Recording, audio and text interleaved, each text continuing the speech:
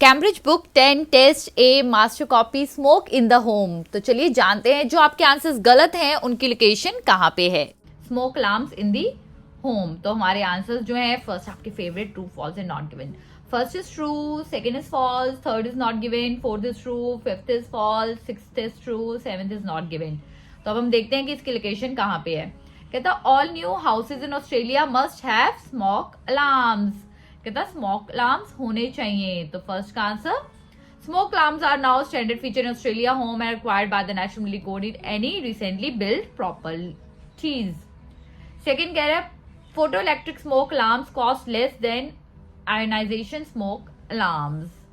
तो सेकंड की इसने कहते there are two principal types of smoke alarms, ionisation alarm the cheapest and the most readily available smoke alarms. और यहाँ पे क्या कह रहा है, ये फोटो वाले ज्यादा सस्ते हैं, वो कहता नहीं आयनाइजेशन वाले ज्यादा सस्ते हैं, इसलिए फॉल्स हुआ। थर्ड वाला नहीं दिया गया तो हम नहीं करेंगे। फोर्थ वन कहता any hardware smoke alarm must be fitted by a specialist technician. तो यहाँ for the installation of hardware smoke alarm power from the mains electricity supply however you will need the service of a licensed professional. कोई professional होना चाहिए तभी आपको फायदा है। Fifth, you should get in touch with your local council before placing any unnecessary smoke alarms in household rubbish। ठीक है जी। तो फिफ्थ का आंसर कहाँ पे वो कह रहा है, कहता if you have fewer than 10 ionization। तो यहाँ पे 10 की बात की गई है, राइट, यहाँ पे any की बात की गई है, इसलिए फॉल्स हुआ। कहता smoke alarms give a warning sound to indicate the battery power is low। your battery powered smoke alarm will produce a short beep every 60 seconds to alert when the battery is running out and needs replacing।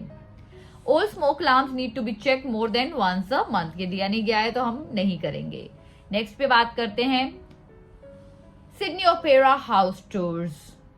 8th का सी, 9th का ई, 10th का D, 11th का ई, 12th का सी, 13th का ई, 14th का जी।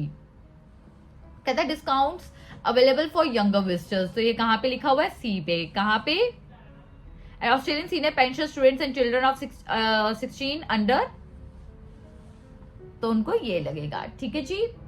The need for suitable footwear, suitable footwear चाहिए, तो answer is R E. The tour includes up to 300 steps, flat rubber soled shoes must be worn. तो आपका ये 9th का आंसर है। The opportunity to pretend you are taking part in a concert, you might even get to stand on the concert hall stage, take up the conductor's baton in orchestra and pit and imagine you are leading the performance। A restriction on the number of participants, तो यहाँ पे है for safety reason children of 12 years old and are not permitted। A reduction that applies to purchase using the internet, answer is C। Adults $35, online $29.75। The need to book your ticket in advance, booking are essential। The length of 1 hour one of the tours, तो यहाँ पे बताया हुआ है 14th का answer आपका। तो इसी तरीके से हमारा ये भी हो जाता है 14 तक। नेक्स्ट हम करेंगे section 2, using direct mail to sell your product.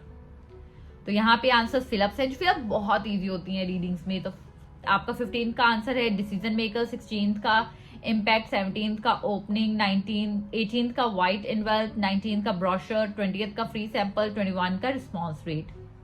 तो ये हमारे फिलअप्स हैं। तो मैं आपको लोकेशन बताऊंगी। 15th की लोकेशन आपकी ये रही, 16th की लोकेशन आपकी ये रही, 17th की ये रही, 18th की ये है, 19th की गाइस ब्रोशर वाली ये है, 20th की ये है, 21 की आपकी ये है। नेक्स्ट हम चलेंगे job specification communications manager. Again आपका फिलअप्स ही है। 22 का इंटरनेशनल प्रोफाइल, 23 का पब्लिकेशन, 24 का वेबसाइट कंटेंट, 25 का ऑडियंस, 26 का पर्पस, 27 का पोस्ट ग्रेजुएट। तो इसी के साथ हम लोकेशन देखेंगे कहाँ पे है आपका। So this is the profile of your 22nd का आंसर है ना, इंटरनेशनल प्रोफाइल। ठीक है, this is the location of 23rd, 24th, 25, 26 and your 27th location। Next हम करेंगे section 3, Corrigan, a piece of New Zealand's history. तो बाकी section easy होते हैं, जो सेक्शन 3 होता है ना वो थोड़ा सा बिट लेंथी और डिफिकल्ट होता है। तो हम यहाँ पे करेंगे you may use any letter more than once, which section contains the following information. An example of a domestic product made of high quality gum. तो आंसर इज ई।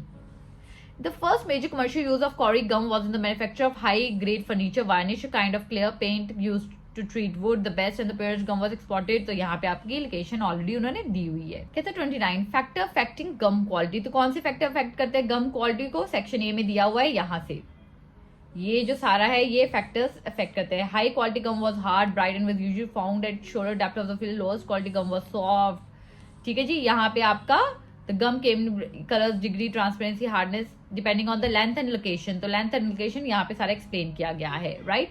नेक्स्ट है आपका 30th कहता है how kauri gum is formed. तो kauri gum कैसे formed होती है guys? तो this is your location of your 30th कि आफ्टर रनिंग फ्रॉम ड्रिप्स और tears in the bark of trees the sap hardens to form the lumps of gum। तो यहाँ पे आपका सारा ये बताया हुआ है। देन हम आपका करते हैं 31 हाउ गम वॉज गैदर्ड। कहता गम गैदर्ड कैसे होती है? तो बी में हम जाएंगे। कहता most gum collected was simply picked up from the ground but after that the majority was recovered by digging, खोदने से। The main industrial uses of the gum. कहता इंडस्ट्रियल यूजेस क्या है गम के? तो यहाँ पे इंडस्ट्रियल यूजेस बताए हुए हैं। About 1910 Cory gum was found to be very suitable ingredient of the production of some kinds of floor covering such as linoleum in the way use was found for the vast quantity of poor quality। तो यहाँ पे ये सारा बताया हुआ है। recent uses of Cory gum। कहता है recent uses कहाँ पे हुए Cory gum के? तो हम यहाँ पे जाएंगे। Over the years, Cory gum has also been used in a number of minor products such as an ingredient in a marine glue and candle. In the last decade, it has had a very limited use in the manufacture extremely of high-grade varnish for violence, but the gum magnifies Cory remains an important part of New Zealand history। आगे हम चलेंगे। आगे वो कह रहा है जी कौन से पीरियड में क्या बात ही कहता। 34 का आंसर ए है, 35 का बी, 36 का डी, 37 का ई, 38 का आई, 39 का जी। तो फर्स्ट है 34 Cory gum was first used in New Zealand। कहता बिफोर दी 1800। तो 34 का आंसर कहाँ पे है हम देखेंगे। सेक्शन सी में है गाइस। सेक्शन सी में देखिए before arrived at the beginning of the 19th century। Amount of Cory gum was overseas peaked in 1900। तो यहाँ पे 1900 क्या है? The increasing number of diggers resulted in the rapid of the Cory gum exports from 1000 tons in 86 to a maximum of over 10,000 tons in 1900। Next वो क्या कह रहा है? The collection of Cory gum was supplemented farmers' income। तो D की बात कहाँ पे है? Between the late 1800s and the early 1900s। यहाँ पे For the 50 years from about 1879 to the Cory gum industry was a major source of income for settlers in northern New Zealand, the farmers। तो यहाँ पे आपकी यही बात की गई है। And Cory gum was made into jewelry। कहता ई में बात की between the 1830s and 1900। Traditional lump, constant preserved piece, necklaces and bracelets। यहाँ पे ज्वेलरी की बात की गई है। नेक्स्ट हम बात करेंगे अपनी 38 Cory gum was used in the production of string instruments। string instruments कब? In recent times। यहाँ पे रिसेंट टाइम्स की स्ट्रिंग इंस्ट्रूमेंट्स की बात की गई है। Most of the Cory gum was found underground. कहता है ज्यादातर जो Cory gum है वो फाउंड कहाँ की जाती है? अंडरग्राउंड में। आंसर इज अपना जी आफ्टर 1850 यहाँ पे है। This is the. नेक्स्ट हम करेंगे 40th। कहता है write the correct letter in the box 40 on your answer sheet. What was mostly likely to reduce the quality of Cory gum। कहता क्या यूज हुआ उसकी क्वालिटी को रिड्यूस करने के लिए? एक्सपोजर टू वाटर, वाटर का एक्सपोजर। तो यहाँ पे आओगे ना lowest quality gum was soft black and chocolate sugar was usually found buried in sand where it has been in contact with water for a long time। तो this is answer of the 40th। तो इसके साथ हमारी ये reading भी done होती है। I hope आपको क्लैरिटी मिली होगी कि अगर कोई आंसर गलत है तो वो क्यों हुआ। मास्टर कॉपी से क्लैरिटी आपको मिल गई है। गाइज आप ये वीडियो अपने फ्रेंड्स एंड फैमिली मेंबर्स के साथ शेयर कर सकते हैं जो वर्क परमिट या PR के लिए जर्नलाइज करना चाहते हैं। Till then take care, sayonara.